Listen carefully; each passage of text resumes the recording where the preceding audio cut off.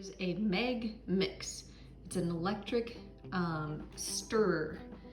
And so here is a little magnet, and when I turn this on, you can see that it starts to spin.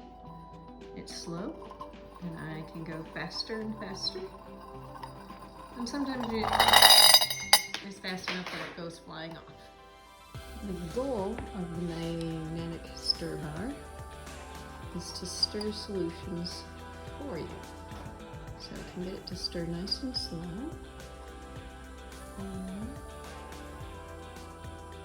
And start to see the little volcano being formed.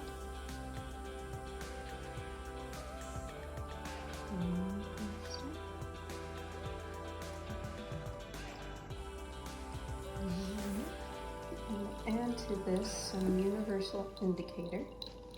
You can see how it stirs the solution around, and it turns blue because this was water inside here, and the universal indicator is always this greenish color in something that is neutral. The pH is set. Okay, so here we have our titration setup. I've got the 2 burettes, and this burette has hydrochloric acid in it, and I have that set up so that when it drains, it will drain right into this Erlenmeyer flask. Ooh, didn't like that turn. And if I set it to drip nice and slow, you can watch the color change. Now you can see those flashes of red, and that is where the HCl is coming into contact with the universal indicator. Acids are pink in indicators, and so as the solution becomes more and more acidic, it is changing to yellow, and eventually it will become a pink color. So if I add a little bit more, there's our pink color. Okay, so now I have moved the Erlenmeyer flask over to the other side. So we were dripping HCl in, now I'm going to drip in sodium hydroxide. Again, nice and slow. And we'll watch this color change. Okay, maybe not that slow.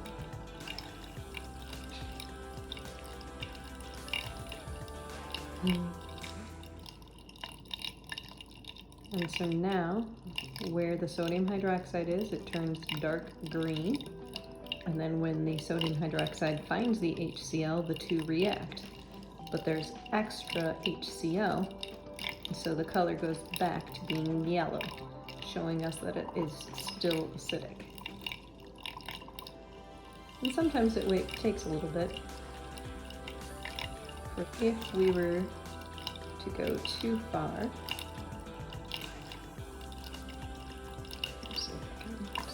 we're almost to the equivalence point. Equivalence point is equal moles of hydrochloric acid and sodium hydroxide, which would be signified by that green color that we started with. Pretty much staying green, and if I add too much, you can see that it goes to a purple color. So you can see that the bottom of the meniscus is right at the 0 mark, and I'm going to drain out 10 milliliters of the acid. So I'm opening it up, letting it drain out, and as I get close to 10, I slow it down, and I want to make sure that the bottom of the meniscus is again at the 10 milliliter mark. Right there. Perfect. Okay, so we know that initially the burette started at 0 and we drained it down to 10 milliliters. So we have 10 milliliters of HCl inside of this Erlenmeyer flask. Turn it around so we can see the color. Now, if we look at this burette, you can see again the meniscus is right at the 0. So that means that initially we have 0.00 milliliters of NaOH, and we're going to slowly add the sodium hydroxide until we get to that green coloration. If you were doing this in the lab, you could do the first time really quickly to get a rough estimate of how much sodium hydroxide it would take, and then your second time go a little slower just to see. Okay, so I skipped ahead and got us close to the equivalence point. So I'll try to add one more drop in. Okay, I added a few more, but if we compare to this other one, we are super duper close to the equivalence point. Add another drop and get it perfectly green. And what we want is that green color to last for a good 30 seconds.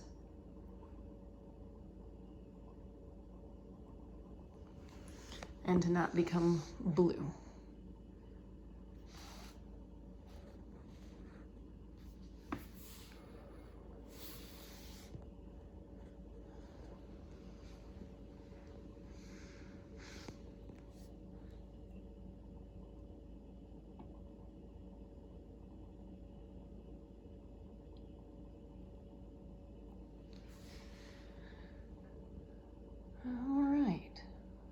We are gonna call ourselves at the equivalence point.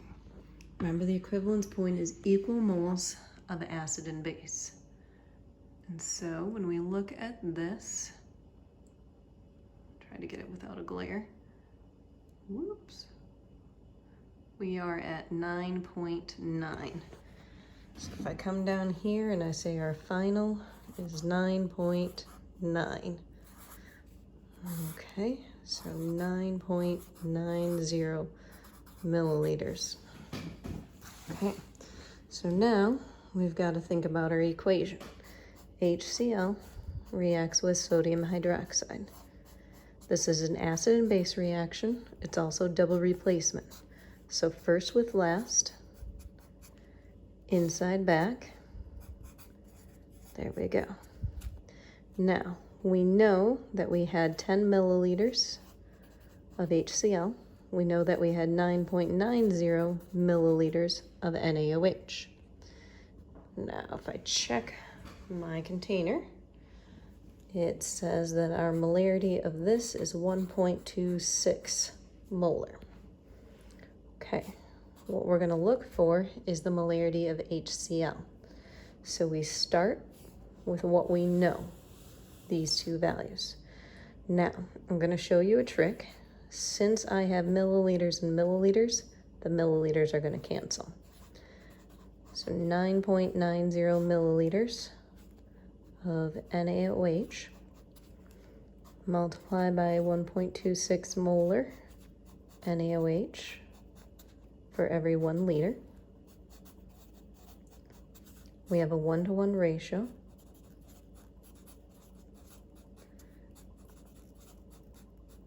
And since we want molarity, we have to divide by the volume in liters, which is gonna, well, we're gonna use milliliters because I'll show you here a second. Milliliters, HCl.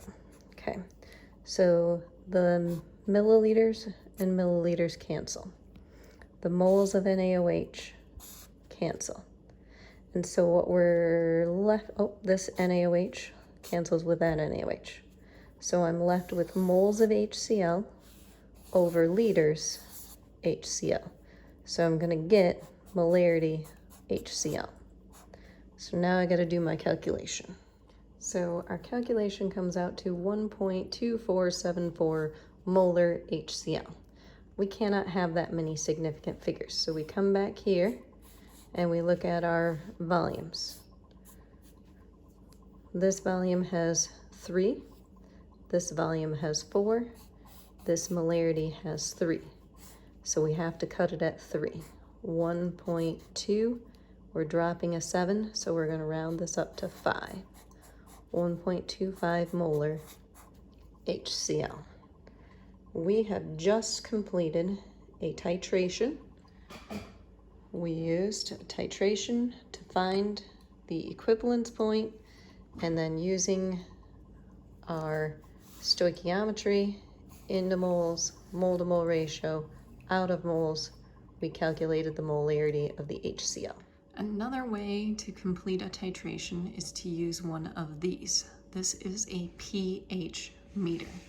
And so currently it is telling me that with absolutely no base added, so down here, 0 base, the pH is 2.23. So I'm going to continue.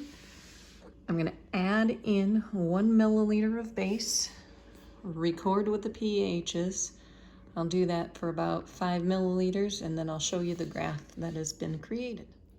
So here's the graph that we have created after I've added 5 milliliters of sodium hydroxide total at 1 milliliter intervals.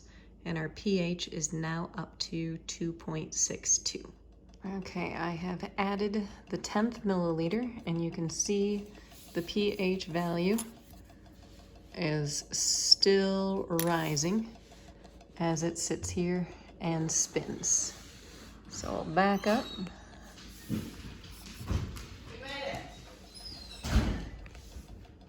And we'll see when it stops changing. And this is where you have to have patience. Just let it continue to run until that pH stops changing. And this can go on for a while.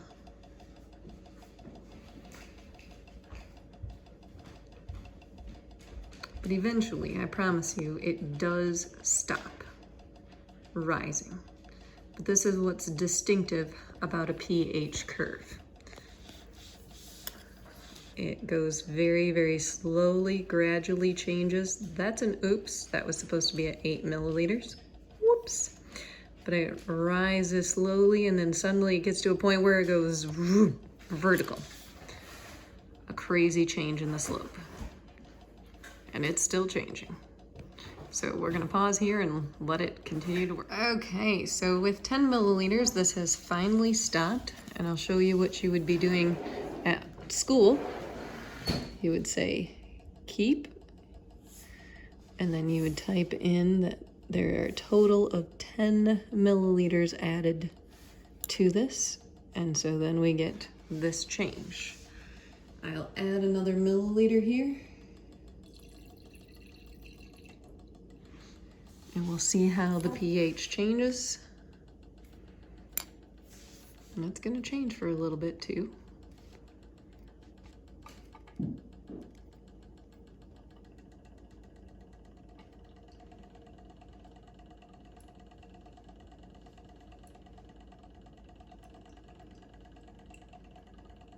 Still rising. Trying to mix it faster so that it stabilizes.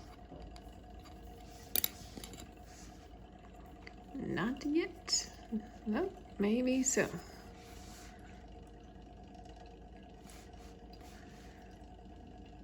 All right.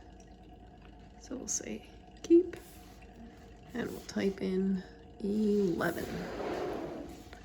I'll do a couple more milliliters and show you what it looks like afterwards. So this is the distinctive titration curve. Starts low, goes through a super massive change here near the equivalence point, and then levels off again. Since the slope of the line is greatest right in the middle here between, so that's 0, 1, 2, 3, 4, 5, 6, 7, 8, 9, and 10 milliliters, we would say at 9.5 milliliters is where the equivalence point is, which would slightly change the results that we got before, because we used 9.9, 9.9, 9.5, pretty darn close.